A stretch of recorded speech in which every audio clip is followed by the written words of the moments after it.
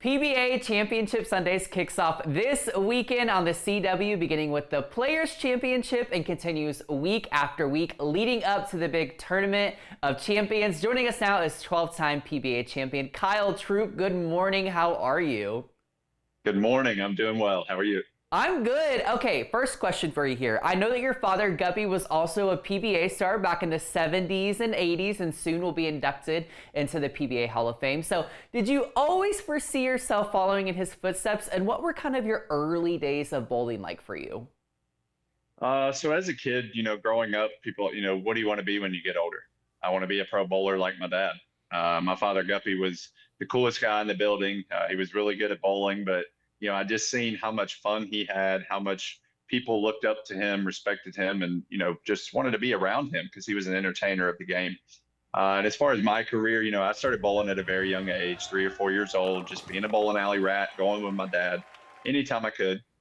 I did join the PBA at 16 years old, so it is a little younger than some of my fellow competitors now. But with that being said, I did have to forego my college eligibility for bowling. So I definitely took a little bit different route into the PBA, but I would say my lumps and bruises and experiences along the way have paid off so far in my career. Yeah, I would say so as well. This just kind of made me think of too, do you remember like your first like custom or personal ball that you had? Because while I've never been a professional bowler, my parents did get both my sister and I one as a kid, and that is like such a distinct memory of mine. I actually do. My first ball was a purple Flintstone ball. Yep, just one of them little simple plastic balls. I do remember that though. And there was a lot of equipment along the ways. We definitely my first 300 ball was a Storm Agent, but we remember a few of those unique balls along the way in my early days. Yeah, I love that. Well, every professional bowler, of course, has their own kind of personal style. So how would you describe yours? My style is definitely unique when it comes to my delivery. I'm a two-handed bowler, which I would say has taken over the game in the last 10 years, all the way from the youth level up through the professional levels. Two-handed style, that left hand pretty much just goes on the ball as a cradle. When I was very young, I wasn't strong enough to bowl with one hand, so my dad started me with two hands, and thank God he never asked me to change. And then when it comes to my style, I do have the matching pants to go with the jersey. That is in honor and tribute to my father, Guppy Troup. He wore the wild pants back in the mid 80s. And, I just like to bring a little more entertainment or a little more flair and energy to the lanes. And you might say I might have been a little bit of a trendsetter because I see a lot more kids and stuff wearing these wild pants now. I love it. Continuing the legacy of your father while also being a trendsetter. That's pretty neat if you ask me. Now, for viewers who have never watched professional bowling, kind of tell them what they're in for when they tune in to PBA on the CW this season. There's a few things to expect for the fans tuning in. One is consistency. We will have 10 straight Sundays at 4 p.m. Eastern outside of April 12th, which is Masters Sunday. We will be live at 1 p.m. because everyone loves golf. But yes, so when you think of Sundays, you're going to think Championship Sundays on the CW with the PBA. We will be crowning a new champion every week. We have some majors up for grabs, $100,000 first place prize for our majors, as well as two new commentators. We have new voices for the PBA this season in Rick Allen and PBA player Kyle Sherman. So you're going to get a different insight when it comes to the voices of the PBA. And I think you're going to see high pressure, high emotion, high energy bowling. And the energy is going to come from the fans, from the bowlers, and I believe even CW, the network themselves.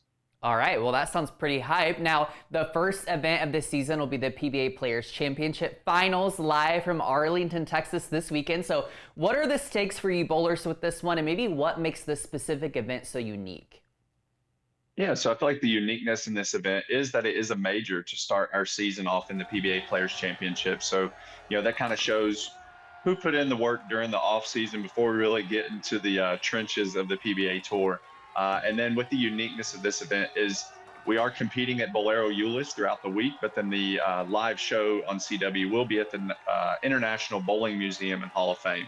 That facility is a very unique and staple landmark in the bowling world here. So the fans love to just be able to go into that facility and kind of see all the history behind it. And then when they get to sit down in those seats for the top 5 step ladder final, I mean, the excitement, the energy, the noise in that building is quite loud as well. So lots of exciting things coming up for this weekend show at the Players Championship. $100,000 and a major. So lots of things up for grabs for us. Yeah, pretty big things happening there. Now, you've talked about your early days as well as your father's legacy and kind of everything in between. So, what has your storied bowling career meant to you, and what do you hope that your bowling legacy is? Oh yeah, it's a tough one here. Bowling has meant. I mean, bowling has been my life. Growing up as a kid, the only thing I want to do is be a pro bowler like my father. And I take a step back and look at my life now, and I've been blessed in many ways, but ultimately I get to do what I love for a living, and that's bowl. And I no longer am a manager at Wendy's punching the clock 40 hours a week. And my legacy, I would say, is I want people to remember me that I love the game of bowling and I loved our fans. Because without fans, we don't have bowling. So I hope when I am done, my legacy shows that the care and love for the game and the fans, and that I did what I could to entertain and bring eyes to our sport and help and give back to the fans and fellow bowlers in our game. Yeah, well, and of course, also hopefully the wild pants trend continues as well. I don't know if they can continue the Afro trend. As you can see, mine's a little bit smaller here now. I may have got a little too short of a haircut to start the season, but we'll tease it up if need be for TV. Yeah, that's right. Well, we look forward to it. You can check out PBA Championship Sundays right here on the CW Austin. Kyle, thanks so much for your time.